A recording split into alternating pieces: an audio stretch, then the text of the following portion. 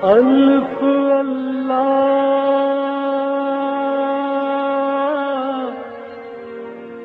چمبے دل بوٹی میرے من وچ مرشد لائی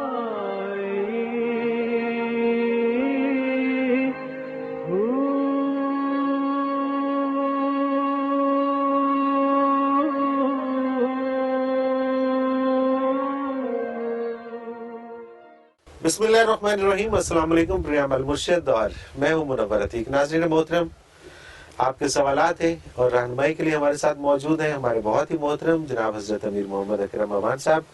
آپ سلسلہ نقشبندیہ اویسیہ کے شیخ ہیں، مترجم قرآن ہیں، مفکر قرآن ہیں، شاعر ہیں، ادیب ہیں، بہت سے حوالے ہیں آپ کے تعارف کے۔ حضرت جی بہت شکریہ، آپ نے وقت دیا۔ سوالات آج بھی ہمارے پاس بڑے زبردست اور بڑے، اور سیٹ آج پھر ماشاءاللہ سے چینج، جتنے سیٹ ہم چینج کریں گے کوئی نہیں کر سکتا الحمدللہ۔ امجد امان صاحب جی چکوال سے یہ کہتے ہیں قرآن پاک آج سے 1400 سال پہلے نازل ہوا، تب سے اب تک اس کی بے شمار تفاسیر لکھی گئیں۔ میرا آپ سے سوال یہ ہے کہ قرون اولیٰ میں لکھی جانے والی تفسیر زیادہ مستند ہے یا آج کے جدید علوم و فن سیکھ کر لکھی جانے والی تفسیر زیادہ معتبر ہے؟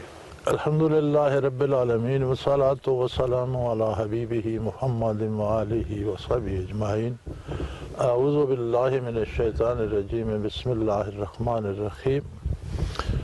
قرآن پاک کا اصول یہ ہے کہ قرآن پاک نازل ہوا ہے نبی کریم صلی اللہ علیہ وآلہ وسلم کے قلب اطہر پر، اور حضور نے جو لفظ فرمایا کہ یہ لفظ، یہ آیت، یہ جملہ، یہ صورت، یہ قرآن ہے، وہی قرآن ہے۔ اس کے علاوہ کسی کے پاس قرآن کی اور کوئی دلیل نہیں۔ صحیح، ٹھیک۔ صرف حضور اکرم صلی اللہ علیہ وسلم کا ارشاد ہے، چونکہ وہی صرف حضور سنتے تھے، دوسرا کوئی نہیں سنتا تھا۔ بے شک۔ اب نبی علیہ السلام کا منصب صرف یہ نہیں کہ وہ ڈاکیے کی طرح ڈاک پہنچا دی، بھئی قرآن کے الفاظ آئے آپ نے پہنچا دیے، نہیں۔ منصب نبوت یہ ہے لِتُبَيِّنَ لِلنَّاسِ مَا نُزِّلَ إِلَيْهِمْ۔ قرآن بتاتا ہے کہ یہ بھی آپ کا منصب ہے کہ لوگوں کو بتائیں کہ ان کے لیے کیا نازل ہوا۔ صحیح۔ تو قرآن کی اصل تفسیر وہ ہے جو نبی کریم صلی اللہ علیہ وسلم نے فرمائی اور صحابہ نے سمجھی، اور اس کے حضور کے سامنے اس پر عمل کیا، حضور نے تصدیق فرمائی کہ یہی مقصد تھا۔ سبحان اللہ، سبحان اللہ۔ صحابہ کرام کی جو زندگیاں ہیں وہ یہ ہیں کہ انہوں نے قرآن حضور سے سنا، اس کا مفہوم سمجھا، اس پر عمل کیا، یہ بنیاد ہے۔ صحیح۔ قرآن کریم کی آج تک جو تفاسیر لکھی گئی ہیں ان کی تعداد تقریباً 2 لاکھ ہے۔ 2 لاکھ؟ 2 لاکھ۔ صحیح۔ جن میں کچھ معدوم ہو گئیں، کچھ طبع نہ ہوئیں، کچھ جو طبع ہوئیں ملتی ہیں، کچھ نہیں ملتی، لیکن آج تک جو لکھی گئیں ان کی تعداد کم و بیش 2 لاکھ کے قریب یا اس سے کچھ زائد ہی ہے۔ صحیح۔ اب جو بات حضور نے فرمائی وہ بن گئی بنیاد۔ ٹھیک، بالکل ٹھیک۔ اب اس کے 2 یا 3 یا 4 پہلو ہیں، تو ایک مفسر نے ایک پہلو پہ روشنی ڈالی، دوسرے نے دوسرے پہ، تیسرے نے تیسرے پہ، چوتھے نے چوتھے پہ، لیکن یہ ایک گنجے گراں مایا ہے، جیسے ایک کوہ نور ہیرا پڑا ہے، اب اس کی کتنی شعائیں آپ کی نہیں ہیں۔ بے شک۔ تو ہر زمانے کی ضرورت کے مطابق بات کو سمجھانے کے لیے اس میں آسانی تو پیدا کی جا سکتی ہے، صحیح، لیکن اس مفہوم سے جو باہر جائے گا وہ گمراہ ہو جائے گا۔ وہ گمراہ ہو جائے گا۔ بنیاد وہی ہے جو حضور نے سمجھایا۔ بالکل صحیح۔ اب ہماری فرقہ بندی جو بن گئی ہے اسلام میں، اس کی بنیاد یہ ہے کہ ہر فرقہ قرآن اٹھائے پھرتا ہے۔ ٹھیک بات، بالکل صحیح۔ ہر فرقہ کہتا ہے میری بنیاد قرآن پر ہے۔ اگر آپ اس بات پہ آئیں کہ اسے کہیں کہ جو قرآن کا مفہوم آپ بیان کر رہے ہیں کیا حضور نے یہی کیا تھا، صحابہ نے یہی سمجھا تھا، صحیح، تو فرقہ بندی ختم ہو جائے گی۔ بالکل صحیح، بالکل صحیح۔ ہم اور بڑا آسان سا کام ہے یہ تفسیر تو۔ بالرائے کرتے ہیں جب اپنی مرضی سے، تو وہ درست نہیں۔ بالکل آج کوئی کرے یا قرآن قیامت تک کے لیے ہے، پتہ نہیں دنیا کی عمر کتنی ہے، پیچھے کتنے لوگ آئیں گے، کن کن زبانوں میں وہ کیا کیا لکھیں گے، بے شک اس سارے کا معیار یہ ہے کہ ان حدود کے اندر ہو جو حضور نے بتایا ہے، سبحان اللہ اسی کی تشریح ہو جو حضور نے بتایا۔ اگر اس ڈگر سے ہٹ جائے گی تو وہ تفسیر بالرائے ہو جائے گی جو حرام ہے اور منع ہے۔ صحیح صحیح، یعنی قرآن کی تفسیر آپ اپنی پسند کے مطابق کریں تو وہ درست نہیں۔ وہ درست نہیں ہے، بالکل ٹھیک۔ جو آقا کریم صلی اللہ علیہ وسلم انہوں نے جو بتایا ہے وہ معیار ہے، اس کے اندر آپ شرح کرتے ہیں، پٹھان سے پشتو میں کرتے ہیں، ایران میں فارسی میں کرتے ہیں، عرب میں عربی میں کرتے ہیں، ہندوستان میں اردو میں کرتے ہیں، پنجابی میں کرتے ہیں، لیکن یاد رہے آپ کا کوئی لفظ اس حد سے باہر نہ جائے بالکل تو ساری مستند ہے۔ بالکل ٹھیک، سبحان اللہ۔ اور اگر پہلے زمانے میں بھی کسی نے صحابہ تابعین تبع تابعین تو خیر القرون تھے الحمدللہ، اس کے بعد پہلے زمانے میں بعض لوگوں نے ایسی باتیں کی ہوں گی، جو اس حد سے تجاوز کرے وہ قابل التفات نہیں ہے۔ بالکل ٹھیک، بالکل صحیح، تو یہ معیار ہے۔ بالکل صحیح۔ عزیز جی، اگلا سوال مصباح ہے مریدکے سے۔ مولانا صاحب، سچی توبہ کس طرح کی جا سکتی ہے، اس کا طریقہ تعلیم فرما دیجیے۔ میں نے عرض کیا تھا، یہ سوال پہلے بھی ہو چکا ہے، کہ خلوص دل سے اللہ سے عہد کریں کہ جو غلطیاں ہو گئی ہیں آئندہ نہیں کروں گا، ٹھیک ہے، اور سب سے پہلے عقیدے کی خبر لیں، کیا آپ کا عقیدہ وہی ہے جو رسول اللہ صلی اللہ علیہ وسلم نے بیان فرمایا؟ بالکل صحیح، اللہ کے بارے، آخرت کے بارے، فرشتوں کے بارے، جو ضروریات دین ہیں، قرآن کے بارے، انبیاء صحیح، کے بارے، حیات بعد الموت کے بارے، وہی عقیدہ ہے جو متقدمین سے حضور اکرم صلی اللہ علیہ وسلم کے تربیت یافتہ لوگوں سے آ رہا ہے۔ عقیدے کی اصلاح کریں، پھر آئندہ اپنے کردار کی اصلاح کر لیں۔ آمن و عمل صالحہ، ایمان صحیح کرے اور عمل درست کر لے تو توبہ قبول ہوگی۔ تو قبول ہو جائے گی۔ عبد الصمد لاہور سے، یہ ان کا بڑا ایک انٹرسٹنگ سوال ہے۔ مولانا صاحب، میں اسلامیات کا لیکچرر ہوں۔ میرے ایک اسٹوڈنٹ نے مجھ سے ایک سوال کیا، جواب تو میں نے جیسے تیسے جو سمجھا دیا، جو سمجھا سکا سمجھا دیا، لیکن خود پوری طرح سمجھے بغیر جواب دے کر مطمئن نہیں ہوں۔ براہ کرم رہنمائی فرمائیے۔ قرآن پاک میں ہے وَقَانَ اللَّهُ شَاكِرًا عَلِيمًا۔ سوال یہ تھا کہ اللہ کریم کے شاکر ہونے سے کیا مراد ہے؟ بندے کا شکر ادا کرنا تو سمجھ میں آتا ہے، لیکن اللہ تعالیٰ کی ذات کس کی شکر گزار ہوگی؟ نعوذ باللہ۔ گزارش یہ ہے کہ یہ جو الفاظ اس طرح کے ہوتے ہیں، ان کو جب نسبت کی جاتی ہے اللہ کریم کی طرف تو ان کے معنی بعید مراد ہوتے ہیں۔ صحیح، ہر لفظ کا ایک معنی ہے، اسے آپ معنی قریب کہتے ہیں، ایک اس کا نتیجہ ہے۔ ٹھیک ٹھیک، یعنی آپ کہتے ہیں میں نے پانی پیا تو اس کا معنی یہ ہے کہ آپ کو پانی ملا، آپ نے پی لیا۔ نتیجہ یہ ہے کہ آپ کی پیاس بجھ گئی۔ بالکل صحیح، یہ جو پیاس بجھی یہ معنی بعید ہے۔ یہ بعید ہے، ٹھیک ہے۔ تو جب یہ اس کی نسبت اللہ کی طرف ہوگی تو اللہ کا شاکر ہونا یہ ہوگا کہ ان کا شکر قبول کر کے ان پر بخشش کرتا ہے، عطا کرتا ہے، انعام سبحان دیتا اللہ، ہے۔ سبحان اللہ، شاکر جب آپ بندے کی طرف کہیں گے تو بندہ شکریہ ادا کرتا ہے، اطاعت کرتا ہے، سجدہ گزاری کرتا ہے۔ شکر کیا ہے؟ اس پر بڑی بحث ہوئی اور بڑے علماء نے بہت باتیں لکھی، صحیح، اور جتنی لکھتے جائیں کم ہے، لیکن اگر آپ اسے سم اپ کرنا چاہیں تو شکر اصل میں یہ ہے کہ آپ اللہ کی اطاعت کریں۔ صحیح، بالکل ٹھیک۔ اطاعت سے نکل گئے تو شکر کا پھر موقع کس چیز گیا، کا ختم ہو شکر؟ گیا۔ بالکل ٹھیک، تو بندے کا شکر ہے اطاعت کرے، صحیح، اللہ کا شکر ہے کہ اس کو قبول کر کے اس پہ انعامات سے نوازے، سبحان اللہ، اور ہے شاکرن علیمہ، اسے کسی کے جتانے یا بتانے یا عرضی دینے کی ضرورت نہیں، وہ خود جانتا ہے کہ کس نے کیا کیا سبحان اللہ، اور اس کے مطابق وہ انعامات سے انعامات سے نوازتا ہے۔ نوازتے ہیں۔ تو جب یہ ان چیز مثلا ہے ید اللہ فوق ایدیہم، اب ید کا معنی ہوتا ہے ہاتھ، جنہوں نے حضور کی بیعت کی ان کے ہاتھوں پر اللہ کا ہاتھ ہے۔ صحیح، اب ہاتھ کی نسبت آپ بندے کی طرف بھی کر رہے ہیں، اللہ کی طرف، تو بندے کی طرف ہوگی تو اس کا یہ ہاتھ مراد ہو۔ ٹھیک، ہاتھ کا نتیجہ کیا ہے؟ جس کے ہاتھ پہ آپ ہاتھ رکھتے ہیں آپ کی پوری مدد اس کے ساتھ ہوتی ہے۔ سبحان اللہ، جب بے جد شک، کی نسبت اللہ کی طرف ہو جائے گی تو اس کی پوری مدد پوری ان کے مدد۔ ساتھ، مانا بعید مراد۔ صحیح، بالکل صحیح، بالکل صحیح، یہی ہے شاکر علیم۔ جب شاکر کی نسبت اللہ کی طرف ہو جائے گی تو وہ شکر قبول کر کے اجر دے، بہت اجر دینے والا۔ نتیجہ بعید، جو مانا بعید ہے یعنی جو نتیجہ ہے وہ سامنے آئے۔ سبحان اللہ، سبحان اللہ، بڑا واضح ہو گیا جی۔ سمینہ امان ضلع چکوال سے حدیث پاک ہے کہ نماز یوں ادا کرو کہ تم خدا کو دیکھ رہے ہو، اور دوسری طرف ہم حضرت موسیٰ علیہ السلام کا واقعہ پڑھیں تو جب آپ نے یہ خواہش ظاہر کی تھی تو اللہ تعالیٰ نے جواب دیا تھا کہ لن ترانی، تم مجھے نہیں دیکھ سکتے۔ جب ایک اللہ کا نبی نہیں دیکھ سکتا تو ایک عام شخص اللہ تعالیٰ کا دیدار کیسے کر سکتے ہیں؟ براہ کرم اس حدیث سے پاک کی وضاحت فرما دیجیے۔ حدیث پاک کے الفاظ یہ ہیں کہ اللہ کی عبادت ایسے کرو جیسے تم اللہ کو دیکھ رہے ہو۔ یہ نہیں ہے کہ تم حبوب باقی اللہ کو دیکھ رہے ہو۔ صحیح، تمہاری کیفیت قلبی وہ ہونی چاہیے جیسے اللہ قریب روبرو ہیں، تم دیکھ رہے ہو اور دیکھ کر سجدہ کر رہے ہو۔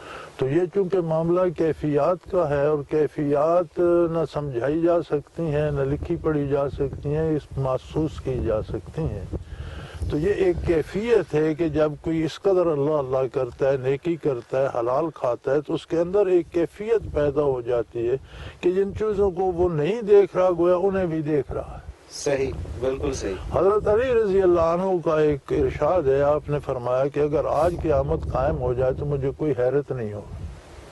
صحیح، یعنی جو کچھ قیامت میں وقوع پذیر ہونا ہے اس پہ مجھے اتنا یقین ہے کہ سبحان گویا اللہ، میں نے آج وہ دیکھ لیا ہے کہ سبحان ابھی اللہ، قیامت قائم ہو جائے تو مجھے کوئی حیرت نہیں ہوگی۔ سبحان اللہ، سبحان اللہ، یہ کیفیت ہے نا ان کی۔ اب قیامت تو قائم نہیں ہوئی، انہوں نے وہ دیکھا تو نہیں، بالکل صحیح، لیکن ان کے دل میں وہ یقین کا وہ درجہ ہے کہ ابھی وہ کام ہو جائے تو مجھے یقین ہے ایسا ہی ہوگا، میں جانتا ہوں۔ سبحان اللہ، سبحان اللہ، تو یہ ایک کیفیت ہے کہ جیسے آپ اللہ کو دیکھ رہے ہیں، صحیح، بالکل ٹھیک، کیونکہ اللہ کو دیکھنا اس عالم میں، عالم خلق میں ممکن نہیں ہے۔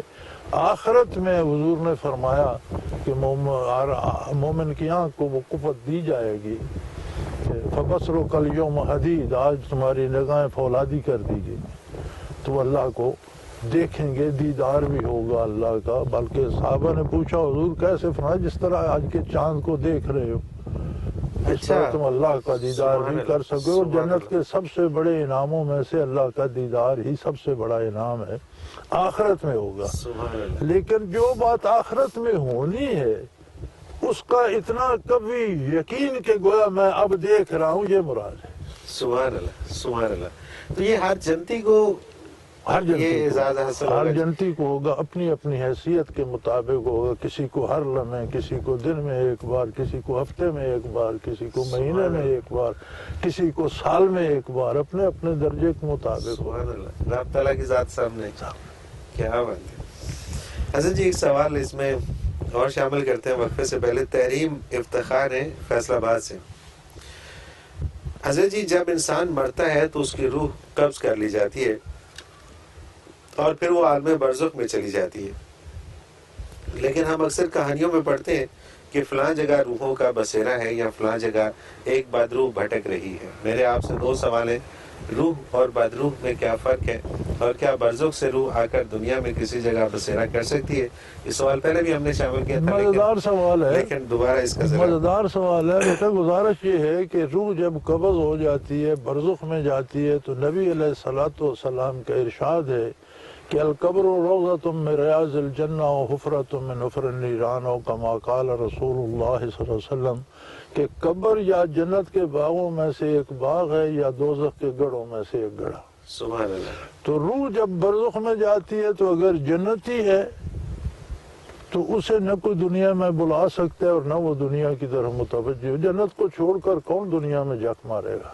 بالکل صحیح بات۔ اگر کوئی دنیا سے اسے پکڑ کر واپس لے آئے تو پھر وہ جنت کا مزہ کیا رہا؟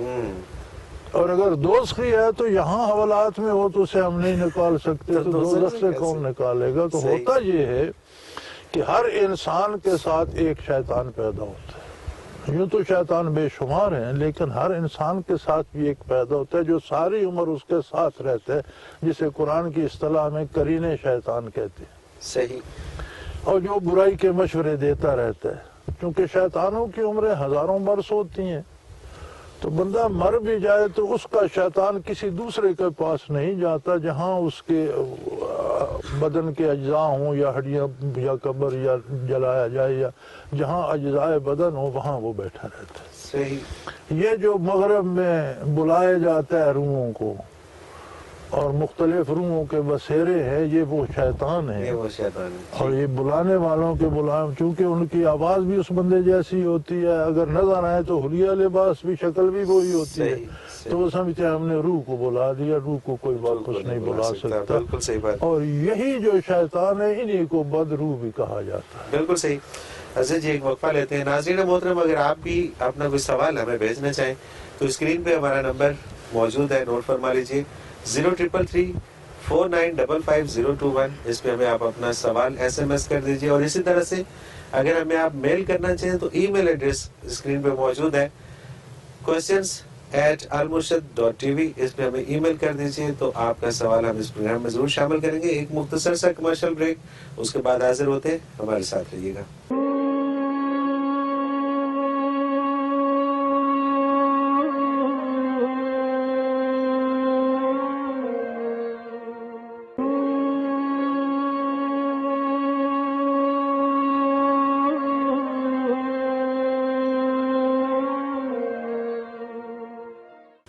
پروگرام میں ایک بار پھر خوش آمدید ناظرین، آپ کے سوالات ہیں اور رہنمائی کے لیے ہمارے ساتھ موجود ہیں ہمارے بہت ہی محترم جناب حضرت امیر محمد اکرم عوان صاحب۔ حضرت جی اگلا سوال شامل کرتے ہیں پروگرام میں۔ محمد دین سیالکوٹ سے علامہ بازل کا ایک شعر ہے، درکس چنا قوت آمد پدید کہ بار نبوت توانت کشید۔ کسی فرد میں اتنی قوت آ گئی کہ اس نے نبوت کا بوجھ اٹھا لیا۔ حضرت ابو بکر صدیق رضی اللہ تعالیٰ عنہ تو نبی نہیں تھے، تو ان کے نبوت کا بوجھ اٹھانے سے کیا مراد ہے؟ الحمدللہ رب العالمین والصلاة والسلام علی حبیبہ محمد وآلہ وصحبہ اجمعین۔ اعوذ باللہ من الشیطان الرجیم، بسم اللہ الرحمن الرحیم۔ علامہ بازل ایرانی شیعہ علماء میں بہت پائے کے عالم ہوئے ہیں، صحیح، اور انہوں نے تاریخ اسلام لکھی ہے، جیسے آج آپ کے پاس حفیظ جالندری صاحب کا شاہ نامہ اسلام ہے، اس طرح انہوں نے فارسی میں منظوم تاریخ اسلام لکھی ہے۔ صحیح، اور یہ شعر جو ہے یہ واقع ہجرت کا ہے، وہ پورا ایک پیچھے اس کا ہے بیک گراؤنڈ نظم ہے کہ جب حضور نے ہجرت کا ارادہ فرمایا تو ابو بکر صدیق رضی اللہ عنہ کے گھر تشریف لائے، اور وہاں سے دونوں ہستیاں جب روانہ ہوئیں تو جو رفتند چندی سے دامان دشت، پہاڑوں میں جب تھوڑا سا چل چکے، قدوم فلک سایہ مجروح گشت، تو نبی کریم صلی اللہ علیہ وسلم کے قدوم مبارک زخمی ہو گئے۔ ابو بکر آنگاہ بدوشش گرفت، تو تب ابو بکر صدیق نے انہیں کندھے پہ بٹھا لیا۔ صحیح، ولے این حدیث است جائے نہفت، کہ یہ بڑی حیران کر دینے والی بات ہے کہ درکس چنا قوت آمد پدید کہ بار نبوت تمانت، کہ کسی میں اتنی طاقت آ گئی کہ وہ نبوت کا بوجھ اٹھا کر چل رہا ہے۔ صحیح، تو یہ ایک کیفیت انہوں نے بیان کی ہے کہ نبی کریم صلی اللہ علیہ وسلم کے قدم مبارک زمین پر نہیں ہے، اللہ اکبر، آپ دوش ابو بکر پر ہے، اور وہی کا بوجھ اس قدر ہوتا تھا کہ جب حضور سانڈنی پہ بھی سوار ہوتے تو وہی شروع ہو جاتی تو کبھی تو سانڈنی بیٹھ جاتی یا لڑکھڑانے لگتی، عموماً بیٹھ جاتی تھی، اٹھا نہیں سکتی تھی۔ صحیح، تو بارے نبو پورے آپ دیکھیں نا، کائنات کے ساتھ نبی کریم کا تعلق رحمت کا ہے، رحمت العالمین ہے، بے شک، تو وہ سارا بوجھ ابو بکر صدیق کے کاندھے پر، اور زمین کے ساتھ ابو بکر کے پاؤں لگ رہے ہیں۔ صحیح، بالکل صحیح، تو کہتے ہیں حیرت ہے کہ کسی بندے کو اللہ نے یہ جرأت رندانہ دے دیا، وہ دینے والا ہے، کہ انہوں نے ابو بکر صدیق کی فضیلت میں کہا ہے کہ اللہ نے انہیں، حیرت ہے کہ اللہ انہوں نے یہ قوت دے دی کہ وہ نبی کریم صلی اللہ علیہ وسلم کو اٹھا کر چل رہے ہیں، نبوت کا بوجھ لے کر چل رہے ہیں۔ تو یہ ایک زمانہ تھا جب شیعہ سنی آج کل کی طرح لڑتے نہیں تھے، حقائق کو تسلیم کرتے تھے۔ تو علامہ باذل نے اس حقیقت کی طرف اشارہ کیا ہے کہ کیا عجیب ہستی تھی کہ جو نبوت کا یعنی نبی کریم صلی اللہ علیہ وسلم کائنات سے کٹ کر ابو بکر کے دوش میں، اور کائنات کے ساتھ ابو بکر کے پاؤں کے حوالے سے تعلق ہے۔ ابو بکر زمین پر چل رہے ہیں۔ سبحان اللہ، سبحان اللہ۔ تو یہ فضیلت ہے سیدنا ابو بکر صدیق میں بیان کی، صحیح، تو یہ اس پیرائے میں، اس پیرائے میں آپ کی فضیلت بیان کی گئی۔ محمد زکریا گجرانوالہ سے، حضرت جی کیا ذکر کرنے کے لیے قبلہ رو بیٹھنا ضروری ہے؟